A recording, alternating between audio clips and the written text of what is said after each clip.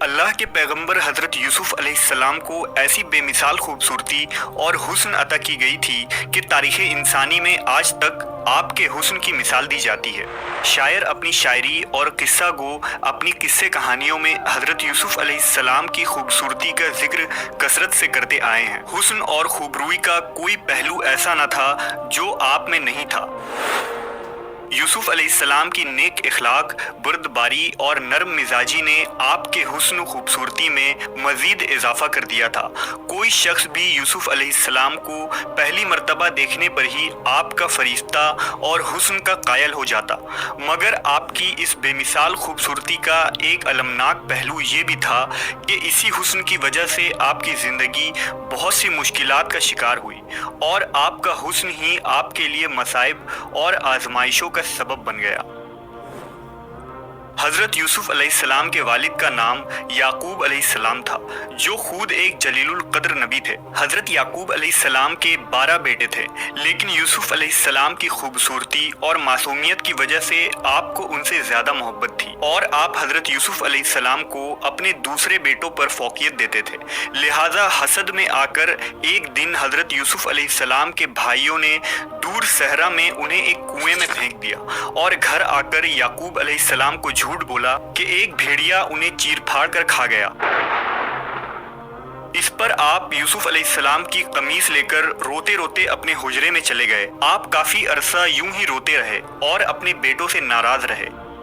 ادھر ایک قافلہ جب اس کنویں کے پاس سے گزرا تو انہوں نے یوسف علیہ السلام کو وہاں سے باہر نکالا۔ انہوں نے دیکھا کہ یہ نہایت ہی حسین و جمیل بچہ ہے، لہٰذا آپ کو مصر کے بازار لے گئے تاکہ انہیں بطور غلام بیچ کر کچھ رقم حاصل کر سکے۔ عزیز مصر نے جب یوسف علیہ السلام کو دیکھا تو وہ بہت متاثر ہوا اور اچھی قیمت دے کر انہیں خرید لیا اور انہیں اپنے محل لے آیا۔ اس نے اپنی بیوی سے کہا کہ اس غلام کو اچھی طرح پرورش کرو۔ روایتوں میں آتا ہے کہ عزیز مصر کا اصل نام عطفیر ابن روحیب تھا، اور وہ مصر کا وزیر مملکت تھا، اور اس کی بیوی کا نام زلیخا تھا۔ حضرت یوسف علیہ السلام عزیز مصر کے محل میں زلیخا کی نگرانی میں پلے بڑھے اور جوان ہوئے۔ جب آپ پر عالم شباب آیا تو خوبصورتی و حسن میں مزید اضافہ ہو گیا۔ عالم یہ تھا کہ جو کوئی بھی آپ کی پرنور چہرے کی طرف دیکھتا تو اس پر سے نظر ہٹانا مشکل ہو جاتا۔ ایک حدیث میں رسول اللہ صلی اللہ علیہ وسلم نے فرمایا کہ جب دنیا بنی تو حسن کے 3 حصے کیے گئے، جن میں ایک حصہ حضرت یوسف علیہ السلام کو دیا گیا، ایک حصہ ان کی والدہ کو دیا گیا، اور ایک حصہ پوری دنیا میں تقسیم کیا گیا۔ عزیز مصر کی بیوی زلیخا آپ کی خوبصورتی اور حسن کے ساتھ دیانت، شرافت، پاکیزگی اور سچائی سے بھی بہت متاثر تھی، لیکن ابھی اللہ کو یوسف علیہ السلام کو مزید امتحانات میں گزارنا تھا۔ وقت کے ساتھ عزیز مصر کی بیوی زلیخا یوسف علیہ السلام کے حسن سے مرعوب ہو کر آپ کے عشق میں مبتلا ہو گئی۔ ایک دن زلیخا نے حضرت یوسف علیہ السلام کو اپنے خوابگاہ میں بلایا اور دروازے بند کر کے اپنی حرام خواہش کو ظاہر کیا۔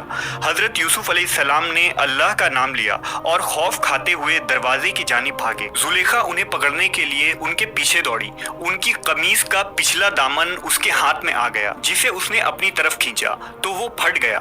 حضرت یوسف علیہ السلام باہر نکلے تو سامنے عزیز مصر کھڑا تھا، پیچھے زلیخا بھی باہر آ گئی۔ اس نے شوہر کو دروازے پر کھڑا دیکھا تو معصوم بن گئی اور یوسف علیہ السلام پر الزام لگاتے ہوئے کہا، یوسف میرے ساتھ غلط ارادہ رکھتا ہے، لہٰذا اسے سخت سزا دیا جائے۔ جب عزیز مصر نے یوسف علیہ السلام کے قمیص کو دیکھا تو وہ پیچھے سے پھٹا ہوا تھا، جو اس بات کی دلیل تھی کہ یوسف علیہ السلام سچے ہیں اور زلیخا کا ارادہ غلط تھا۔ وہیں اللہ کی طرف سے ایک اور معجزہ سرزد ہو گیا، اور محل میں موجود ایک دودھ پیتا ہوا شیرخوار بچہ اللہ کے حکم سے بول اٹھا اور اس نے گواہی دی کہ یوسف علیہ السلام پاک دامن اور سچے ہیں۔ یوں عزیز مصر کے سامنے سچائی واضح ہو گئی، لیکن اپنی بیوی کی بدنامی کے خاطر وہ خاموش ہو گیا اور بات کو رفع دفع کیا۔ یہ واقعہ آہستہ آہستہ پورے شہر میں عام ہو گئی، لہٰذا مصر کے لوگوں نے زلیخا پر طعن و طنز کرنا شروع کر دیا کہ عزیز مصر کی بیوی خود اپنے ہی غلام کے عشق میں مبتلا ہو گئی ہے۔ इन चर्चों से तंग आकर जुलेखा ने एक बहुत बड़ी दावत रखी, जिसमें शहर की मुअज्जिज खवातीन को खाने पर दावत दी गई। जब दावत का आगाज हुआ तो जुलेखा ने तमाम औरतों को एक छुरी और फल देकर उसे काटने को कहा। जब वो औरतें फल काटने लगी तो ऐन उसी वक्त जुलेखा के हुक्म से यूसुफ अलैहिस्सलाम को बुलाया गया। जैसे ही उन औरतों ने यूसुफ अलैहिस्सलाम के हुस्न जमाल को देखा तो मदहोश हो गईं और फल की जगह अपनी उंगलियां काट ली। लिहाजा इसके जरिया जुलेखा ने औरतों को समझाने की कोशिश की कि आखिर वो क्यों यूसुफ अलैहिस्सलाम के इश्क में मुब्तला है। आखिर ऐसे खूबरू जवान जिसे देखकर औरतें अपनी उंगलियां काट लें, उस पर दिल आ जाना कोई हैरत की बात नहीं है।